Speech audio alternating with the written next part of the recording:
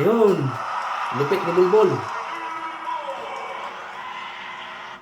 So ayan tropa.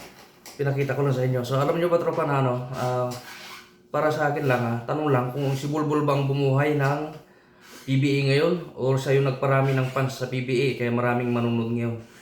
Pero para sa akin, si Bulbul ngayon yung pinakasikat na import at siya yung dahilan kaya dumami ngayon yung fans ng PBA at dumami ang nagka-interest na manood ng PBA ngayon. Kasi nung nakaraan kasi kagaya sa akin, hindi ako nagkaroon ng interest sa manood ng PBA. Ngayon, nanonood na ako kasi gawa ng kay Bulbul eh. Kasi first time ko lang makakita kasi ng ganyang kalaki na import. Ulit, yung 7.3. Ang huli ko niyan, anong taon ba yun dati? Si ano yata yun? Si Ramos yata yun eh. Kung di ako magkamali, sa Kia Carnival yata pa nun yun. Yung 7.3 o 7.4 yata yun. At saka yung B Area Dragons.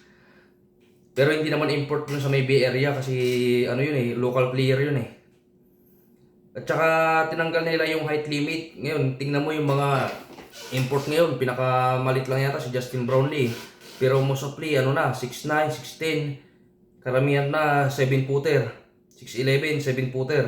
Pero pinakamalaki talaga si Bulbul. So ito, tingnan pa natin yung isang video niya.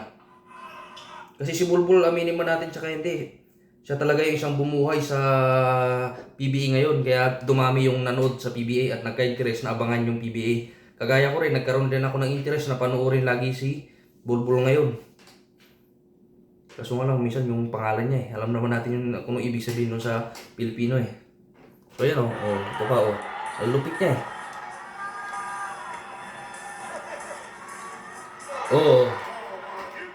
Nakita nyo yan? Ang daming manonood eh. Hindi man totally puno, pero pag naglaro talaga ng Tokentex ngayon, halos mapuno yung Inaris eh, o kaya kung saan naglaro sila Bulbul ngayon, o kaya yung Tokentex. Saan pa ba dito? Ito pa. Yan. Ang galing niya, di ba? Ang tindi, pero ang laki ng kamay, tapos 7'3", kayang mag-dribble, kayang mag-drive, kayang umatake. Napansin ko nga dito talagang hindi umubra si John Mar Pardo dito ngayon eh. Kasi dati si John Mar lang yung talagang malakas na malaki dyan sa Pilipinas eh. Ngayon, may katapat na siya. Kagaya ngayon dun sa nung naglaban sila ng anong pangalan nun, yung isa, yung Titan Ultra. Nasilat sila eh. Kaya pasalamat tayo, dumating si Bulbul kasi malaking blessing siya. Pangalawa, nabuhay ulit ang PBA dahil kay Bulbul, kay Bull. At dumami yung fans ng PBA ulit at dumami yung nagka-interest para pumunta at bumili ng ticket at manood sa laban ng Tokentex sa PBA. Gawa ng kay Bull. Kaya aminin man natin at saka hindi, talagang siya ngayon yung pinakasikat na import at lakas sa fanbase ng PBA kasi maraming nagka-interest talaga na panoorin si Bull. So bago ko ipakita ko pa ulit sa inyo yung ibang laro ni Bull. Yung ibang niya. Ito yata, tingnan natin to.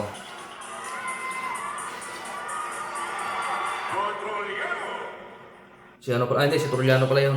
Sorry. Iba-iba. Saan ba dito? Ito to. Yan. Yan. Si Trujano pala yung isa kanina. Kita mo, 3-pointer tayo. Magaling din sa 3 points. Ngayon lang. So, ayun lang mga tropa. Pinakita ko lang sa inyo. At nagbigay lang ako ng reaction about dito.